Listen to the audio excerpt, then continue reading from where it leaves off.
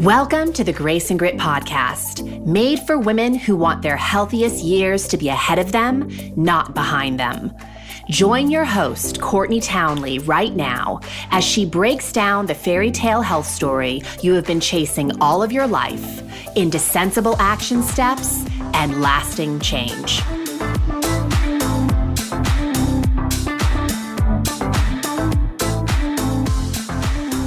Welcome to the Grace and Grit podcast. This is your host, Courtney Townley. I'm so happy to have you here. Thank you for making the time.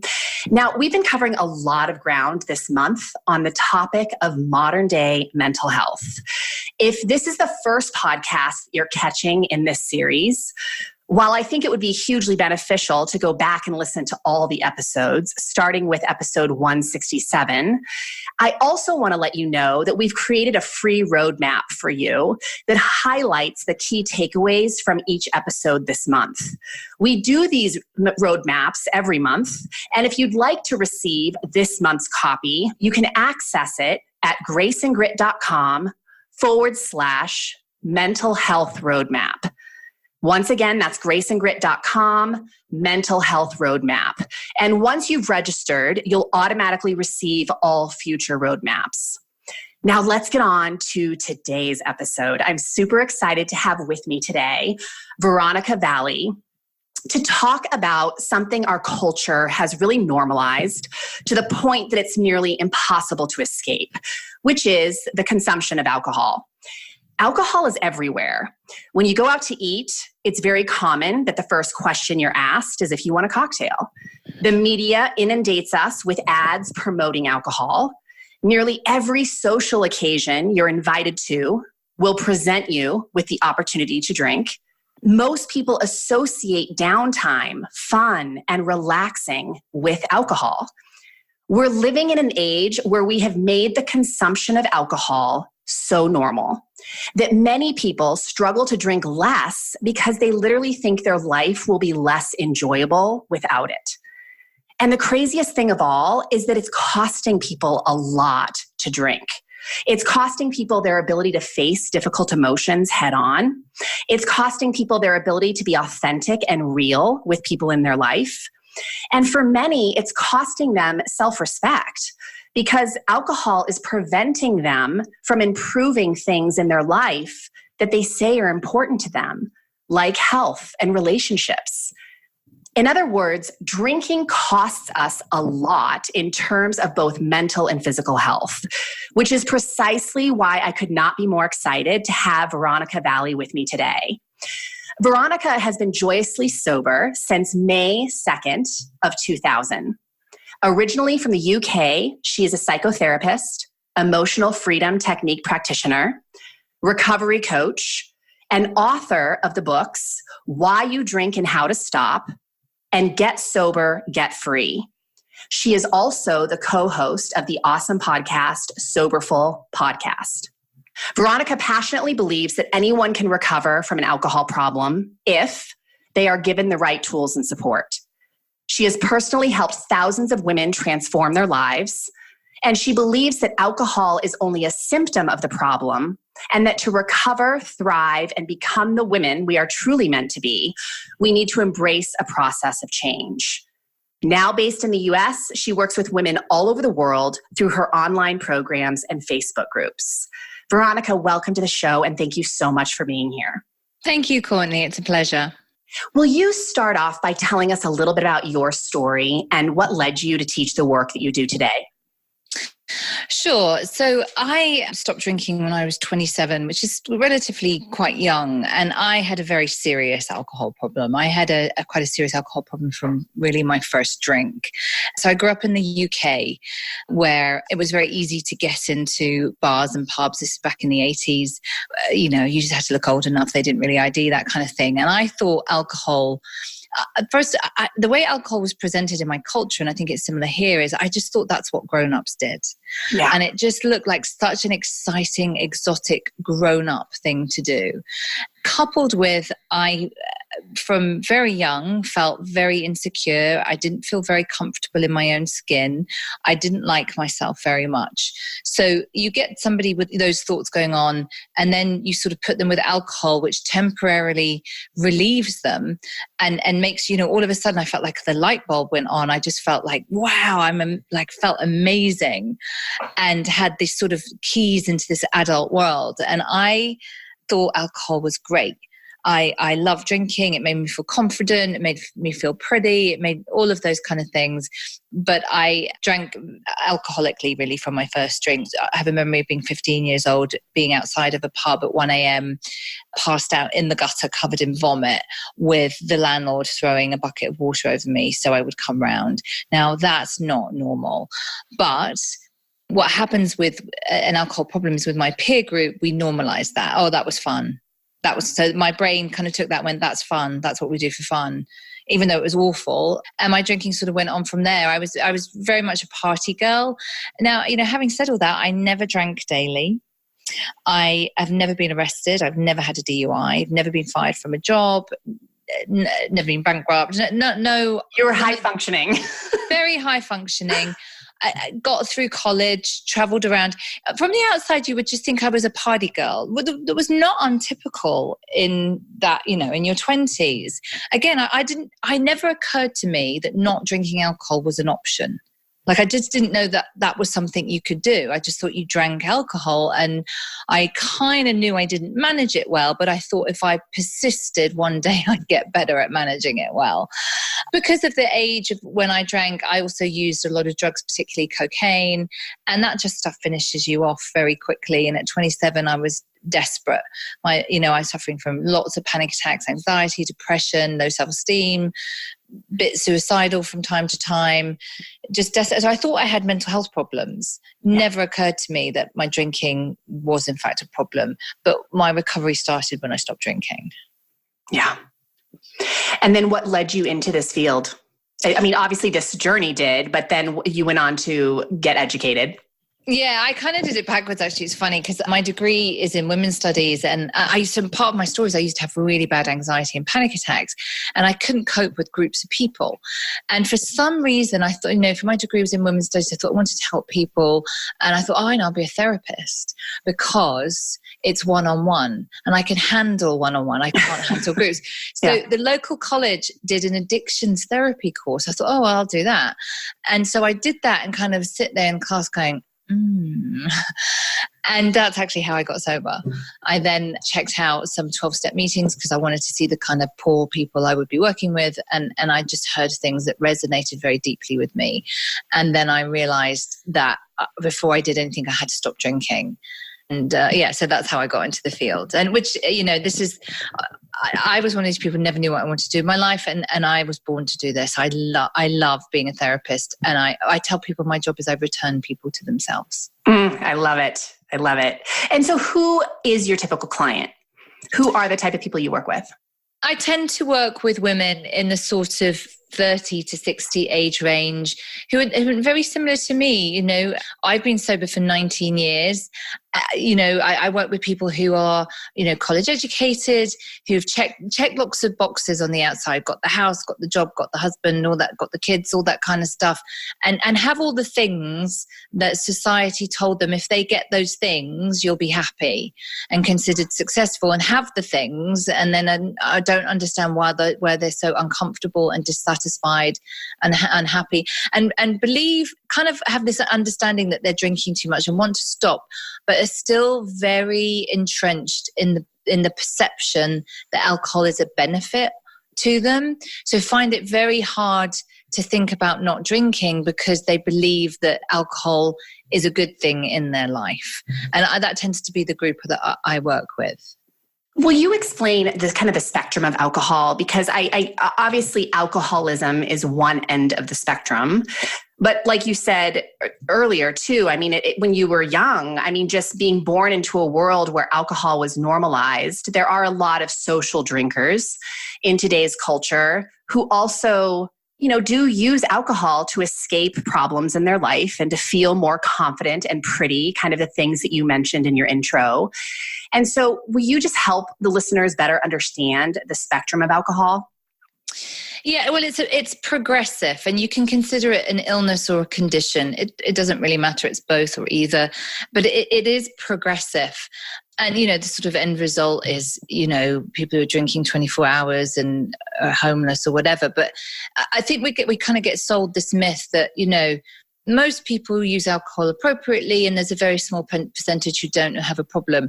And I don't think that that's the case. I think there's much more. I think there is a decent proportion that have a problem, but I think there's a much larger group who are what you call social drinkers or whatever, who have a problem, but because alcohol abuse has been so normalized, it doesn't register.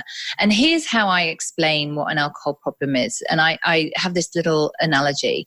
So because that's a common question. That's what I get asked the most is, and when people come into my groups, like, oh, I want to slow down, or I want to be a social drinker again. I don't know if I want to give up entirely. That's kind of the holy grail. And this is how I present this is, people say, how do I know if I have an alcohol problem or not? I kind of, if you've asked the question, it's almost a given, because here's how, and I hate the word normal, but normal people think about alcohol. They think about alcohol in the same way that you think about sandwiches. So you might think today, oh, I'll have a sandwich for lunch. That'll be nice. And then tomorrow you might think I'll have a salad, and tomorrow and the day after you might have some soup. And maybe you're at a party at the weekend and a plate of sandwiches goes by and you think, oh, I'll have a couple of those. That would be nice. And the plate goes around again. You're like, no, I'm good, thanks. That's how I think about sandwiches. Like, that's literally as much thought as I give sandwiches. So people who don't have a problem with alcohol, that's how they think about alcohol. They literally don't think about it. So you have a problem when it starts renting space in your head. So people with an alcohol use disorder, they do three things, Courtney. They drink, they think about drinking, and they think about not drinking. And it's about the bandwidth you give it. So there's your first indication that your relationship with alcohol is unhealthy, because people who don't have an unhealthy relationship with alcohol, they never think about it. That's my husband. He drinks very rarely. Like, he might, of an occasion, have a glass of wine if we're out for dinner with friends who are drinking. That's as much thought as he gives it. So there's your first indication that something's wrong. And then, people can spend years trying to control their drinking, because the reason for that is there's two reasons for that. They haven't done a really good cost-benefit analysis. That's the first thing I do with people, is a really good cost-benefit analysis, because there's a cost to drinking from the very first drink. We just don't see it, and we don't want to see it. And the other thing, Courtney, is here's the thing. This is how alcohol is presented to us. We, in our culture, marketing is a massive part of it. It's marketing, our culture, and our peer groups all tell us that alcohol is the best way to get to the land of fun, excitement, belonging, connection, relaxing, romance, and sex. So when we think about not drinking, what we're actually thinking about is, I have to give up my entrance to the land. Yeah. Like, I'm never going to be able to go there again. Now, who wants to do that? I don't. That land sounds great. I want to go there. Exactly. And it is sort of I think there is sort of this idea in our culture too, that land is the only part of the human experience, right? That it's all supposed to be happiness and celebration and joy. But the reality is, a lot of hard emotions are also a very normal part of the human experience. Yeah, that's very true. And so the bit that we're not told, and I call this the great big sober secret, is there is a land of fun, excitement, belonging, connection, relaxing, romance, and sex. And first of all, you can get there sober. And this is the secret, Corny. It's better. Yeah. Like all those things are better in sobriety. But to get between those two lands, you have to cross a bridge. And it's a real mindset shift to go from, because it's so entrenched. That belief system is so deeply, deeply entrenched. And you're right. The people always ask me, like, how will I know, when they're getting sober? How do I know when I'm well? How do I know that I've got there? And I always tell them, this is how we were designed. We were designed to have the full spectrum of our feelings. You can't numb the bad stuff without numbing the good stuff. And what people with an alcohol use disorder tend to do, wherever you are, and it creeps in because alcohol so effectively numbs. It so effectively takes us out of ourselves that it's such a quick and convenient way not to feel, not to deal with our emotions. When we get sober, we have to do that work. And you've got there when you have appropriate emotional responses to events. Something happens that's sad, I feel sad. If something's disappointing, I feel disappointed. If something's happy, I feel happy. It's not when we're abusing alcohol, we don't understand how to deal with our emotional life, and we tend to have inappropriate emotional responses, which is stuff from the past that we've not processed and dealt with. So that's the human experience, is to experience all of our feelings, the good, the bad, and the ugly, because they're all there to teach us things. Yeah. And I love the way you said it in your book. You said numb the pain and you numb the joy. Like you almost need the opposition of feeling both the highs and the lows to have that real height of joy. And if you're constantly numbing with alcohol or food or 1,000 other things that people use to distract themselves from life, it's we essentially are robbing ourselves of that full height of joy.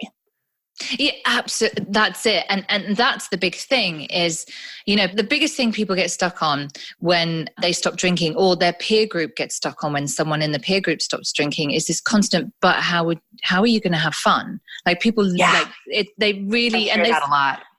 They really believe that you have just said, I'm never going to have fun again. I've given that up because I want to be sober. And what I do is I really break that down. So, right now it's coming up to summer and it's like, oh my God, how do I not drink on vacation? It's like, okay, so what was your last vacation like when you were drinking? Like, tell me about that. Like, where did you go? What were the things you did? Well, often we were hungover till lunchtime, and then we just sort of, went and stayed on the beach because we didn't really want to go anywhere because we felt so terrible. And when you really, really look at, like, tell me the last 10 times you drank. Tell me exactly what was fun. Exactly. And when you get people and really get down to it, it's hard for them to find stuff. It's like, well, which bit was fun, the fun bit, because you notice when you're around drunk people, there's not connection. Everyone's in their own little world. Everyone's in their own sort of little headspace. It's not really connection. And people are acting out what they think fun is. They're acting out stuff from movies. I had a client who went to Vegas for her 40th. And she said, I just thought that was one of the things you have to do, that you go to Vegas and it's wild. And she said, it was, I had just had this belief that was so much fun. And afterwards she said, it was so much fun. It was so wild. She said, I look back now, it was awful. It was hideous. I was hungover. I felt crap all the time. I had anxiety, so I had to drink to calm the anxiety. I spent tons of money going in all these clubs and places that honestly could have been my hometown for as much as I noticed it. But it's like this mindset, it's so entrenched and it's so interesting. It is, and it really does act as a barrier for people to improve their relationship with alcohol. That's one of the things I hear a lot of, my clients who are trying to improve their health bring up. They want to drink less, but they enter a social situation and they feel like they're almost at a loss for how to be in a social situation without an alcoholic beverage in their hand. Yeah, and there's nothing that's going to improve your health more, Courtney, than not drinking alcohol. I mean, it will just bring so many health benefits. But, I definitely say to people that that's a skill that needs to be learned. Now, I'm 19 years sober and I have a full social life. Yeah. I do everything. Tonight I'm going off into Manhattan with my husband to a gala dinner. We're going to a cocktail reception, all that kind of stuff. And I do all of that sober and I have a great time. Yeah. I got sober at 27. So I was still going into nightclubs. I was dancing. I don't do that anymore because I'm in my 40s. But I've been to parties, weddings, music festivals, you name it, everything sober. And it's absolutely been fine. But it's not something you can do on day 3. I think in the first sort of 30 days, first 6 months, it can be very triggering and challenging. And it's something that you need a bit of help easing into. You can't just go from, I'm not going to drink and then, I'm just going to sit in the bar and have Diet Coke instead. It won't work like that because the triggers are too ingrained in us. Yeah. We kind of have to get a bit of support. We have to do a bit of work on our emotional well-being. Why did you end up with an abusive relationship with alcohol? What's underneath all of that? You kind of have to do a bit of work, and then that stuff gets easier and easier. And at a certain point, that stuff will just happen. I go to sort of different big sober events every year. And there's one that I love that I went to last year, which they had a silent disco, which if you've ever been to a silent disco, is so much fun. You wear headphones. But I loved it because the next day there were all these women walking around. It was a women's event. They were all sort of fairly early in sobriety, and they had these sort of looks of just complete disbelief, and they kept saying, but I had so much fun. And I love seeing people's first experience, like going dancing or doing something like that, and they're like, and their brain has to kind of rearrange itself, because it's like, yeah, you did that and it was fun sober. Wow. Yeah. So let's talk about that, because I think that's such a great point that, as women, we are such communal creatures. All humans thrive in community and need community. I think to some degree, women possibly even more so. I agree. And when we have built a social structure that completely revolves around alcohol, and we realize that it's not serving us and we want to change that, it feels like there is so much at stake. Like we are literally cutting off our ties in some way from our social network, which feels incredibly isolating and really scary. And I think that, at least the women that I have spoken to, that is one of the main reasons that they struggle so much to let it go, is they think it means that they can never socialize again. So what is one of the ways that you encourage people to find and build community when they are going through a process of trying to improve their relationship with alcohol? Because I would imagine for a while you can't hang out with the people that inspire you to drink. Well, I will say stopping drinking is one of the best ways to find out who your real friends are. It makes total sense. So when you stop drinking and you're in a peer group, this is what will happen usually, is it really upsets the apple cart. Because if you're in a peer group that drinks alcohol together, and that's what you do, and one of you says, I'm not drinking anymore because I don't like how it affects me or whatever. Well, what does it say about their drinking? So it holds up a mirror to everybody, and it makes people feel very uncomfortable. So what will happen is they will try and persuade you that you don't have a problem, don't be so silly, because they want everything to go back to how it was, because nobody wants to be uncomfortable and nobody wants to look at the stuff that you're reflecting back at them. So there is going to be an adjustment. I won't lie to you, there is an adjustment. And you have to ask yourself several questions, Courtney, is who are your real friends? Because your real friends will understand, and your real friends will go, sure, well, let's not do that on a Friday night. We'll go to a movie instead, or we'll go where there's coffee or whatever. Well, they'll support you. Exactly. The people who are challenging you and telling you don't have a problem, I'm going to suspect what happens is, Courtney, they're talking about their own drinking. Yes. This always happens. When someone starts telling you about your drinking and that you don't have a problem and you can have two or whatever, they're not talking about your drinking, they're talking about their own drinking. So it's really important to know that. So second of all, you are going to have to do different things. It's helpful if you can to find a sober group of people. Now, for a long time, the only resource for people who want to stop drinking was Alcoholics Anonymous, which just is not appropriate for a lot of people. Mm-hmm. That's a much more serious end of the spectrum. Now, online and in the real world, there's a lot more choice. There's a lot more sober groups where you might feel that a bigger connection with. So it's kind of helpful to find some sober friends if you can, either online or in local groups to you. But you kind of have to allow yourself to go through that adjustment. But in terms of, just as I said, I can promise you, the thing is, drinking is not the problem. It's a symptom of the problem. Mm. If you've got to the stage where you're having an abusive relationship with alcohol and it's renting a lot of space in your head, then there's some stuff underneath that. There's some emotional unwellness that is demanding your attention. I always say to people, give yourself a year to 2 years without drinking. First of all, if people go, oh, well, that's the first indication there's a problem, because if you can't imagine not drinking, it's not just about stopping drinking. It's about do some work on yourself. see a therapist, join a group, read some self-help books, go on a voyage of self-discovery, go through all of the first Christmas sober, the first wedding sober, the first vacation sober, all of that kind of stuff. At the end of that, alcohol's always going to be there. Yeah. If you want to go back to it, by all means, go back to it. But allow yourself that little time, and you'll physically feel so much better. I mean, as you get older, drinking, the effect it has on your body is so much harder. And you'll find that your life will adjust to being able to do all the things that you want to do sober, but you'll also find that more things open up. Yes. What I find with people is that they think, oh God, I'm never going to have fun again. I'm never going to have a social life. But when they get sober, they actually then look in hindsight and see their world was actually much smaller. Alcohol made their world smaller, and being sober actually expanded it into doing things and having experiences they wouldn't have had they been drinking. And I would imagine some of that has to do with the fact that when you're faced with all the stuff that you mentioned that comes up when you do start getting sober, having to deal with all the emotions and all of sort of the challenges you're facing in your life, it allows you to evolve as a human. So life does get bigger and more exciting, and you start to feel more confident and capable. I love how you said it in your book that, stopping drinking isn't enough. You have to get honest about why you're drinking. Yes.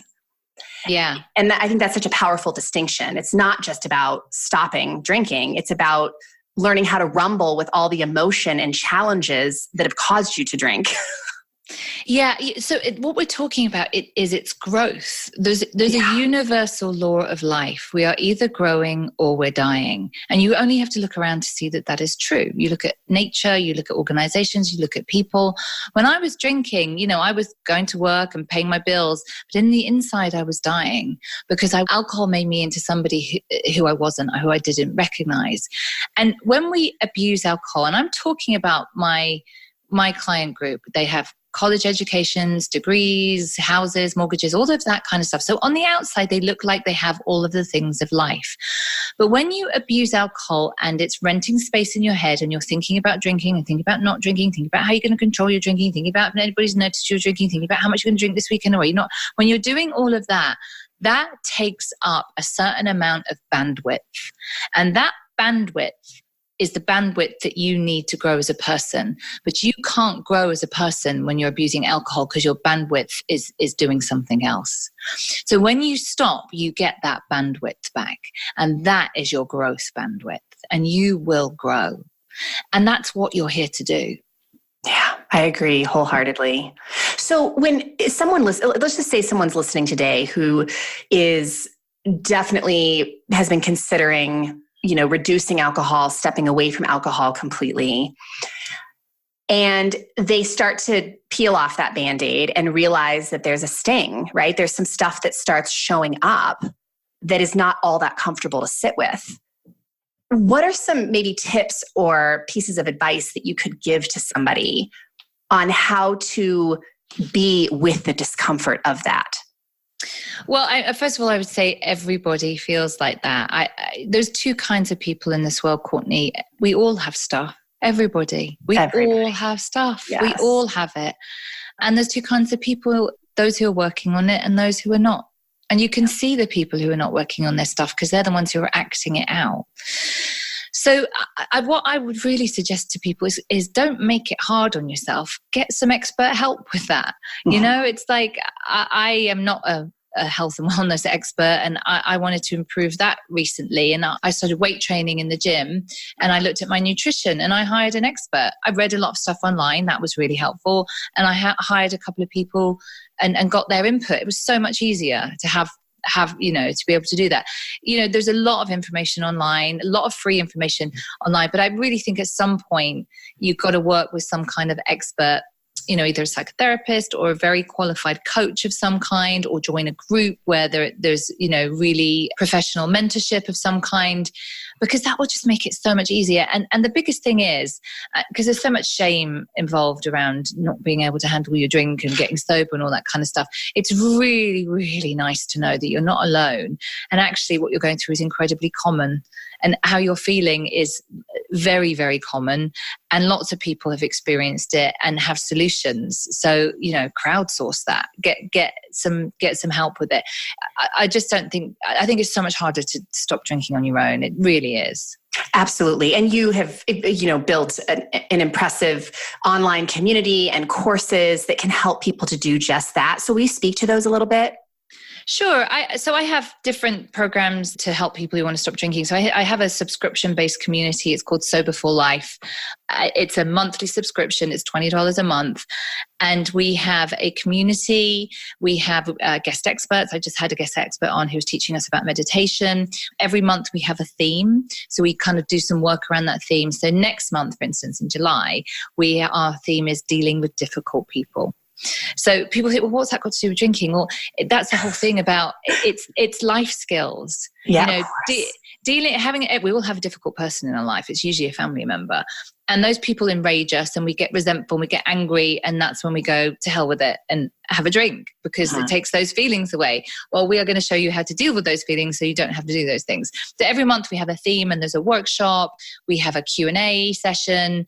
There's handouts. So there's just a ton of resources for people who just want to get that support and do that bit of extra work on themselves. And then I have different group coaching programs that run, and you can find all of that information on my website, veronicavalli.com. Perfect. And we will put all the links to this also on the podcast or on the page of our website where this podcast is housed. And also just again, a reminder of the books.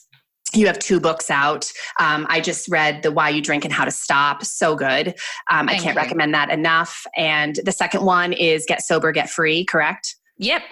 Both of those. Awesome. And then also, if you like what you're hearing today on the podcast, for those of you listening in, definitely check out the Soberful podcast because there's a lot of amazing information for you there.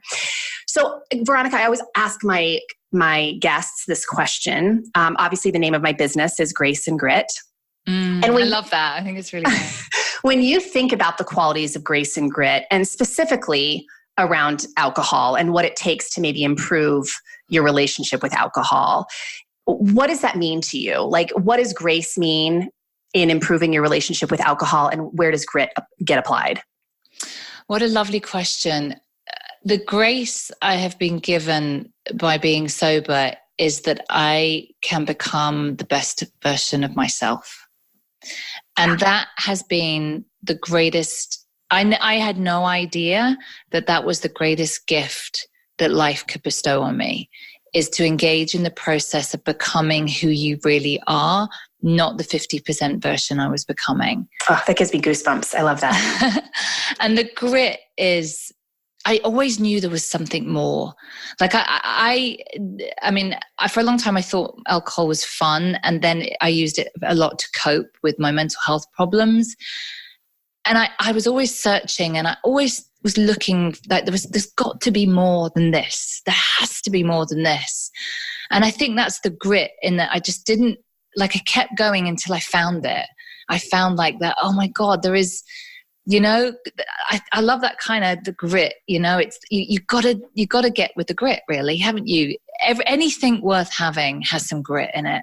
And sobriety, you got to get with the grit. And because it's worth having, but you've got to know that there is some grit there. And like you mentioned earlier, when you first were getting sober, you didn't have it all figured out. You just kept putting one foot in front of the other and sort of knowing that this was a direction that you wanted to go. And I interviewed Dr. Sarah Sarkis the other day, and she was talking about mental health. And she said, a big part of mental health that she teaches her clients is that they have to get comfortable with ambiguity. They have to get comfortable with understanding that they're not going to have it all figured out right away. Yes. And that's just a part of the healing process, is just trusting that the next step is the right step. Yeah, I love that. I teach something similar, that you have to get comfortable with discomfort, because that you can only grow if you're prepared to put up with some discomfort, because all growth comes with feelings of being uncomfortable.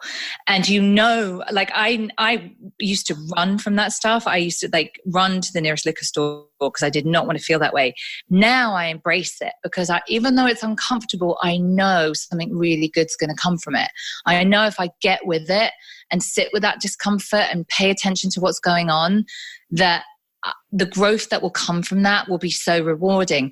But we have to be able to sit with that ambiguity and the discomfort that is not always going to be, it's not always going to be comfortable, but go with it, because that process, there's a massive gift in it, a massive gift, and you don't want to miss that gift.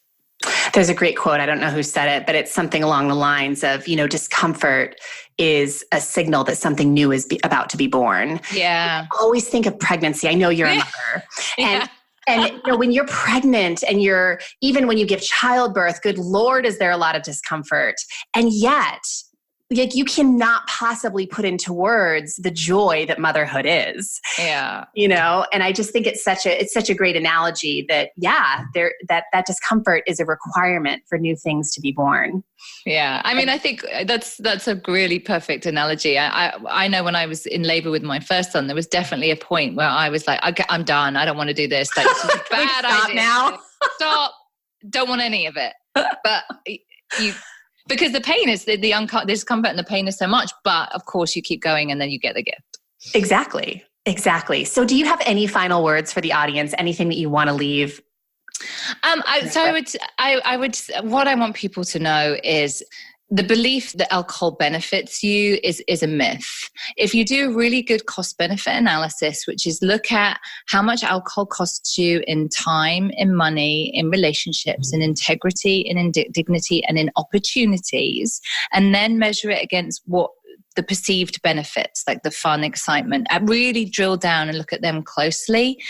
Know that if your choice is to get sober, I always say to people, listen, if being sober didn't bring me everything I wanted and expand my life beyond my wildest dreams, I'd have been drunk 18 and a half years ago. Yeah. There is, being sober is extraordinary. And also it's available for everyone if they get the right kind of help. I love it. And you have provided so many resources for that help. So listeners, take note. All that information will be on the website. So I cannot thank you enough for your time. This was a very valuable conversation, such an important conversation. And I know that listeners will have gotten a lot out of this. Thanks for having me, Courtney. I'm so glad you reached out. It was great to be here.